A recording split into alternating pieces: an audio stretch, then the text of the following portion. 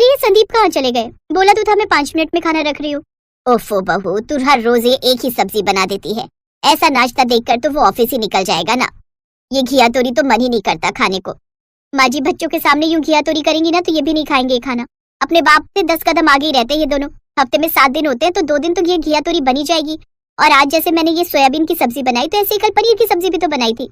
छी, उसे पनीर कहती हो आप? वो तो बर्तन में साबुन रहने की वजह से दूध फट गया था, इसलिए उसका आपने पनीर बना डाला। ऐसे पनीर की सब्जी को आप सब्जी कहती हो?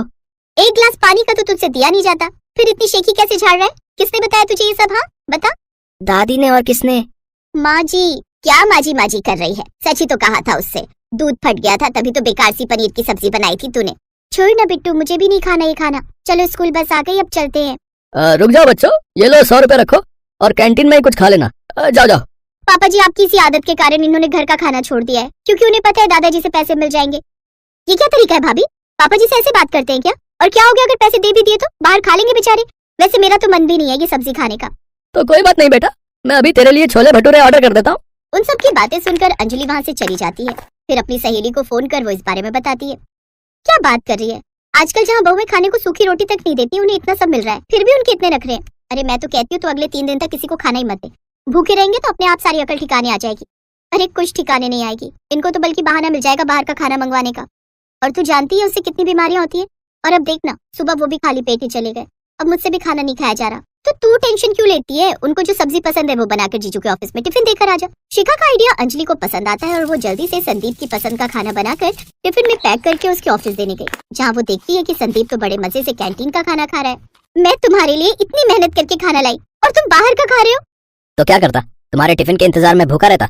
मैंने इतने प्यार से तुम्हारी फेवरेट सब्जी फ्राई गोभी बनाई है, कम से कम वो तो खा लेते। अरे अब इसमें नया क्या है?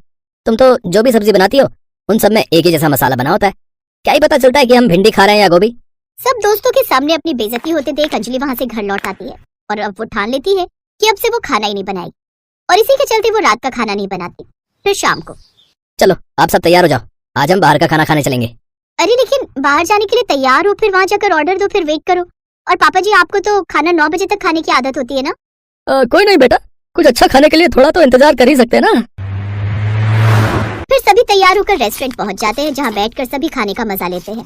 आप कहती है ना भाभी क्या कमी रहती है आपके बनाए हुए खाने में? आप इसी से अंदाजा लगा सकती है कि बाहर का खाना खाने में ये लोग कमी क्यों नहीं निकाल रहे। अच्छा हुआ पापा आप हमें बाहर ले आए, नहीं तो माँ के हाथ का खाना खाकर तो पता नहीं मेरा क्या ही होता है। कुछ देर बाद सभी खाना खा लेते हैं, जिसके बाद बिल लेकर वेटर आता है। अरे रुक जा बेटा, तू क्यों बिल देगा? पैसे तो बहू देगी ना। अब रसोई के खर्चे के पैसे इसे मिलते हैं तो आज का इसका राशन बच तो गया, उस हिसाब से इसे वो पैसे देने चाहिए। अब अंजलि को ही पैसे देने पड़ते हैं। फिर कुछ देर बाद वो घर आ जाते हैं। फिर अगली सुबह नेहा बेटी ने पोहा, बर्गर, गाजर का हलवा और पराठे ये सब ऑर्डर कर दिया, और बिट्टू तेरे लिए फ्रेंच फ्राइज भी आ रहे हैं। वाह, आजकल तो क्या सुविधा है, सब फोन से ही ऑर्डर कर देते हैं भाई। हाँ लेकिन पैसे घर पर खाना आने के बाद ही देगी बहू। क्या मैं माँ जी? और नहीं तो क्या, तेरी रसोई का राशन तो बच रहा है। अब इसी तरह घर वाले हर वक्त बाहर का खाना मंगवाते, जिसका बिल देना पड़ता अंजलि को, और इस तरह कुछ ही दिन में उसका महीने भर चलने वाला पैसा 10 दिन में ही खत्म होने लगता है। और फिर एक दिन, बस अब ये वाला खाना कोई नहीं खोलेगा, अब इसका बिल देने के पैसे नहीं है मेरे पास। पूरे 20,000 देता हूँ मैं तुम्हें हर महीने, और इस घर के सदस्यों के खाने की जिम्मेदारी तो तुम्हारी है। और गृहिणी के हाथों में जो पैसे दिए जाए उसमें गुजारा करना तो एक गृहिणी के हाथों में ही होता है। अच्छा ऐसी बात है, ठीक है, तो अब से मैं राशन नहीं मंगवाने वाली, और जो भी खाना खाना है वो बाहर से आएगा, लेकिन उसे ऑर्डर आप लोग नहीं बल्कि मैं करूंगी। बस आप लोग बता दिया कीजिए कि किसको क्या खाना है। और अब बहू खाना तो मंगवाती है, लेकिन वो मंगवाती है ठेले का खाना। फिर अगले दिन, आइए भाभी, सस्ते ठेले पर आप स्वागत है। शाही पनीर कैसे दिया? जो भी ले जाओ, 100 रुपए की फुल प्लेट है। अरे वाह, ये तो बड़े अच्छे दाम है। अंजलि दम आलू और शाही पनीर लेकर घर आ जाती है, साथ में कुछ रोटियां भी ले आती है। फिर जानबूझकर वो 4 रोटियां जला देती है। अपने प्लेट में सबसे पहले वो 3 रोटी रख लेती है। हैं, ये कुछ रोटियां तो जली हुई हैं, अब तो इसमें 7 ही रोटी बची। अरे बहू तू और रोटियां नहीं मंगवा सकती थी? अब माँ जी मैं तो ये रोटियां उसी रेस्टोरेंट से लाई हूँ जहाँ से आप खाते हो, और आज उनके यहाँ पार्टी थी इसलिए उन्होंने इतनी रोटियां दी। अब मुझे क्या पता था कि जली हुई होंगी, और अब जो है उसी में आप सबको गुजारा करना होगा, क्योंकि मेरी बनी हुई रोटियां तो मुझे खुद को भी नहीं भाती। अब सबको उतना ही खाने में संतुष्टि करनी पड़ती है। अगले दिन फिर से अंजलि उसी ठेले वाले को फोन करती है और ठेले का सस्ता खाना मंगवा लेती है। इसी तरह कुछ दिन ऐसे ही चलता रहा। अब ठेले का खाना कैसा होता है ये बात तो आप जानते ही हो। वाह बहू, क्या खाना ऑर्डर करवाती हो तुम, मजा ही आ गया। अरे मेरा पेट। क्या हुआ पापा जी? लगता है पेट में गैस बन गई है, थोड़ा दर्द हो रहा है, गोली खा लेता हूँ ठीक हो जाएगा। लेकिन वो ये नहीं जानता था कि रोज रोज बाहर का खाना खाने की वजह से उसकी आंतें खराब होने लगी हैं। फिर एक दिन तो अंजलि फ्रिज में रखी हुई अपनी बनाई हुई कल की सब्जी में तेल मसाले डालकर सबको परोसते हुए बोलती है कि ये उसने बाहर से ऑर्डर किया है। आज के इस खाने से कितनी गंदी बदबू आ रही है, लगता है ये सब्जी खराब ही दे दी है उन्होंने। हाँ माँ, हो सकता है, क्योंकि अब आप ही बताओ अंजलि को खाना बनाने में कितना वक्त लगता है, लेकिन बाहर से तो 15 मिनट में आ जाता है। एक रोज वो सब टीवी देख रहे थे तो न्यूज में एक औरत, मेरा सभी दर्शकों से यही निवेदन है कि वो बाहर का खाना ना खाएं। बाहर का खाने खाने से शरीर में कई तरह की बीमारियां हो रही हैं, जैसे कैंसर, पेट में इन्फेक्शन, पेट में दर्द और भी कई तरह की। इसलिए हमें बाहर के खाने से परहेज करना चाहिए। अंजलि परिवार वालों का रिएक्शन बड़े मजे से देख रही थी, क्योंकि ये सब उसी का तो प्लान था। ये देखकर सब घबरा गए और ससुर जी कहने लगे, इस खाने को हटाओ मेरे सामने से भाई, मुझे अभी और जीना है। बहू तू रसोई में जा और हमारे लिए अपने हाथों से कुछ बना कर ला। हाँ अंजलि, अब हम सब तुम्हारे हाथ का ही बना खाना खाएंगे। अंजलि का प्लान काम कर गया और अब सबने बाहर का खाना बंद कर दिया और अब बिना कोई नुक्स निकाले वो उसके हाथों का बना खाना खाते। ओहो, अब और नहीं रुका जा रहा, चली जाती हूँ बाहर, कोई तो बता ही देगा कहाँ है बाथरूम। ये सोचकर नई नवेली दुल्हन कला अपने छोटे से कमरे से बाहर निकली और फिर बाहर आते ही अपनी सास करुणा से जा टकराई। अरे कौन है? जी माँ जी मैं हूँ, माफ कीजिएगा वो घूंघट की वजह से आपको देख नहीं पाई। अरे पर कमरे से बाहर निकलने की जरूरत क्या थी? चल अंदर चल, बाहर सारे मर्द बैठे हैं। माँ जी वो मुझे बाथरूम। अपनी बहू की पूरी बात सुने बिना ही करुणा उसे वापस कमरे में धकेल लाई और फिर, क्यों री, तुझे रत्ती भर भी शर्म ना है? बाहर सारे मर्दों के सामने क्या बोले जा रही थी? माँ जी मुझे बाथरूम जाना है, बस वही पूछ रही थी कि कहाँ। क्या कहाँ? यहाँ घर के पीछे खेत में चली जा।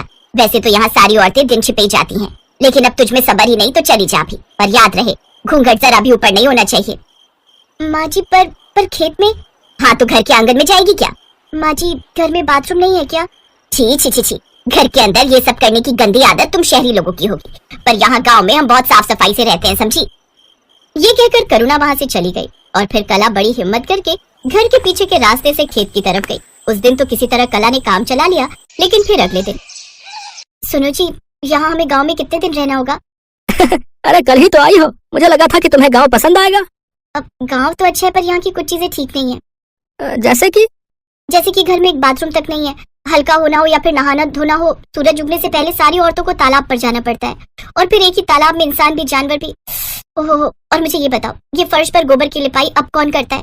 बदबू से दिमाग खराब हो गया मेरा तो, ऊपर से ये कमबख्त घूंघट, 1 मिनट के लिए भी इससे छुटकारा नहीं मिल रहा मुझे। और तो और, अरे भाई बस करो, मैं समझ गया, तुम ज्यादा दिन नहीं रुक पाओगी यहाँ। मैं माँ से आज ही बात करूंगा, बस कुछ दिन काम चला लो फिर चलेंगे शहर वापस।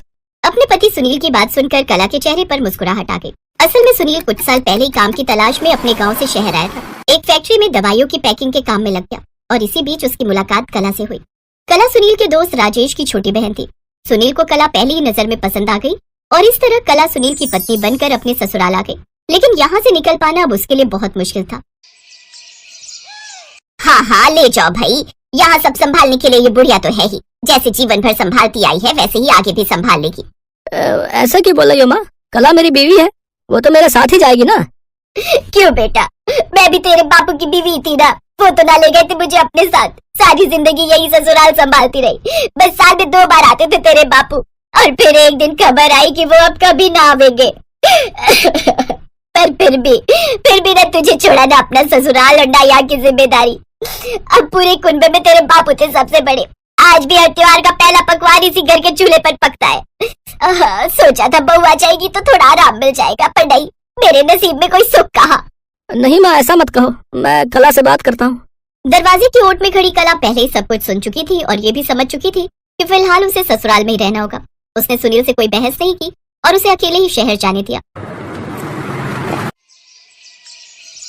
बहू, शाम को मोहन चाचा और उनका पूरा परिवार आएगा, हमारी थोड़ी लाज रख लेना उनके सामने। ये जो घड़ी घड़ी घूंघट सिर से सरक जाता है ना, उसे थोड़ा संभाल लेना। और हाँ, शाम को जरा बढ़िया से खाना बनाना और मीठे में हलवा जरूर बनेगा। करुणा अपने आदेश सुनाकर चली गई और बेचारी कला दिन का काम निपटाकर फौरन ही रात की तैयारी में जुट गई। चूल्हे पर इतने सारे लोगों के लिए रोटियां सेकते सेकते उसकी हालत खराब हो गई।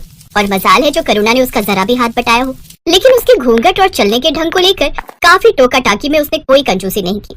अरे जरा धीरे धीरे चल बहू, क्या कहेंगे सब, और ये रोटियां थोड़ी पतली बेल। कला को समझ आ गया था कि वो लाख कोशिश करके भी करुणा को खुश नहीं कर सकती, इसलिए धीरे धीरे उसने भी हाथ पैर डाल दिए। वो करुणा से बहस तो नहीं करती थी, लेकिन अब काम उतना ही करती थी जितना उसके बस में था। और फिर एक दिन, माँ इस बार हफ्ते भर की छुट्टी लेकर आया हूँ। अच्छा है, बीवी कहेगी तो मिल ही जाएगी इतनी छुट्टी। माँ के कहे से तो 3 दिन भी नहीं रुका कभी। ओहो माँ, ऐसी बात नहीं है। असल में इस बार ठीक ठाक पैसा जोड़ के लाया हूँ, तो सोच रहा हूँ कि पूरे घर में फर्श पड़वा देता हूँ और आंगन के बाहर एक छोटा सा बाथरूम भी। ना, कोई जरूरत नहीं है, ये सब फालतू खर्चे हैं। यहाँ सब ठीक है। नहीं माँ, ये सब जरूरी है। हाँ हाँ, तेरी बीवी ने कहा है तो जरूरी ही होगा ना। अगर तुम्हें ऐसा लगता है तो ऐसा ही सही, पर मैं जो कुछ सोच कर आया हूँ वो सब तो करवा के ही जाऊंगा। करुणा लाख कोशिश करके भी सुनील को कला से दूर नहीं कर पा रही थी, और तो और उसकी मर्जी के खिलाफ जाकर सुनील ने अपने घर में फर्श भी पड़वाया और घर के बाहर एक छोटा सा बाथरूम भी बनवाया। ये सब हो जाने से कला को काफी आराम हो गया, और असल में तो ये सब करुणा को भी अच्छा लग रहा था, क्योंकि आसपास के लोग उसके घर की और उसके बेटे सुनील की खूब तारीफ जो करने लगे थे। फिर कुछ महीनों के बाद, अब तू आ गया बेटा, आजा, आज मैंने तेरे लिए अपने हाथों से खाना बनाया है। बहुत बहुत धन्यवाद माँ। कला ये पैसे रख लो, इस बार छत की मरम्मत और पुताई का काम करवाना है। जी ठीक है। ए रुक जरा, तू कहाँ लेकर जा रही है पैसे? सुनील, ऐसे संस्कार तो नहीं दिए थे मैंने तुझे। माँ के रहते अपनी बीवी के हाथों में अपनी कमाई दे रहा है, तुझे शर्म नहीं आई ऐसा करते हुए? नहीं माँ, बिल्कुल शर्म नहीं आई, क्योंकि ये मेरे अकेले की कमाई नहीं है, इसमें कला की भी कमाई शामिल है, जो मेरे साथ वो भी इस घर पर खर्च कर रही है। हैं? क्या बोल रहा है? ये कब से मतलब कि ये कहाँ से कमाने लगी? ये तो सारा दिन तुम्हारे सामने घर का काम करती है, और फिर रात को जब तुम सो जाती हो तब उन कपड़ों की सिलाई का काम करती है, जो मैं इसे हर बार ला कर दे जाता हूँ। और जानती हो माँ, अपनी कमाई का 1 भी रुपया इसने आज तक खुद पर खर्च नहीं किया। मुझसे कहती रही कि मैं खुद से पहले अपने ससुराल को बेहतर बनाना चाहती हूँ। सुनील की बात सुनकर करुणा को बड़ी शर्मिंदगी महसूस हुई। वो फौरन कला के सामने हाथ जोड़ते हुए बोली, मुझे माफ कर दे बेटी, मैं तुझे हमेशा खरी खोटी सुनाती रही, और तू सब कुछ सहकर भी इस सड़े गले ससुराल को संवारती रही। लेकिन अब बस, मैं भी अपनी सड़ी गली सोच को बदलूंगी। आज से तू कभी किसी के सामने घूंघट नहीं करेगी और अपने पति के साथ शहर में जाकर रहेगी अपने हिसाब से। नहीं माँ जी, ना तो अब मेरा ससुराल पहले जैसा है और ना ही आप, तो मैं यहाँ से जाना क्यों चाहूंगी? हाँ माँ, अब कोई कहीं नहीं जाएगा। अब से मैं हर हफ्ते शहर जाकर ऑर्डर पर कपड़े लेकर आऊंगा, जिन्हें सिलने के काम में हम दोनों कला की मदद करेंगे। मैंने पूरा हिसाब लगा लिया है, ऐसे हम ज्यादा कमाई भी कर सकेंगे और हमेशा साथ में भी रह सकेंगे। हाँ, तो इस तरह कला ने अपनी मेहनत और सही सोच से अपनी किस्मत बदली, और उसका सड़ा गला ससुराल उसका खुशियों से भरा संसार बना।